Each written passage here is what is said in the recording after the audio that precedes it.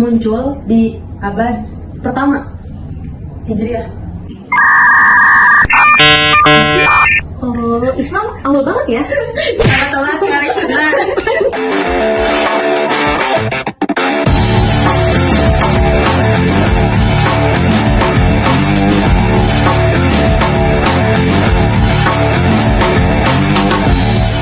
Nah, berbicara mengenai sejarah tasawuf periode awal kan tidak jauh beda dengan sejarah periode Islam, yakni masa Nabi Muhammad hingga era pertumbuhan awal kekhalifahan.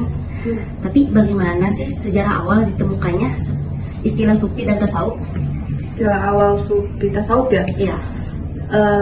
Yang aku baca dapat dilansir dari Ilmu Online bahwasanya Dr. Muhammad Ahmad Salim itu dalam karyanya Kusuf wa apa gitu ya, ada 3 pendapat. Pertama itu Syarajuddin Atusi dalam karyanya Al-Huma, dia itu berpendapat bahwasanya istilah sufi atau tasawuf itu ada pada abad pertama Islam.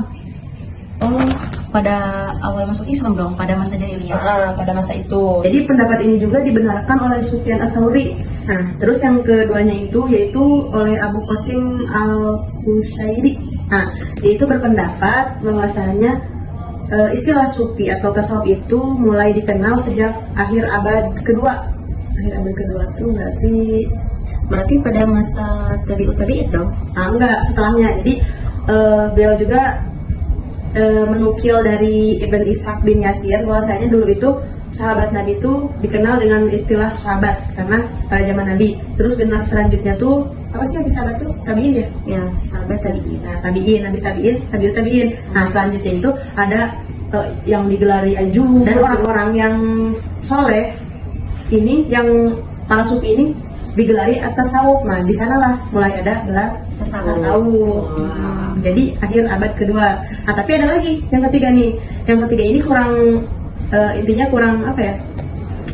Kurang disepakati lah. Kenapa itu? Karena pendapat ketiga ini berkata bahwasanya tasawuf baru ditemukan di abad ketiga. Pendapat ini tuh lemah, soalnya yang ngomongnya tuh orang yang nggak suka ajaran tasawuf, bukan nggak suka, kurang suka ya, kayak Ibnu Ataimiyah. Ini bisa dilihat di Risalah Sufiyah wal Fuqara. Terus menurut kamu tasawuf itu apa sih?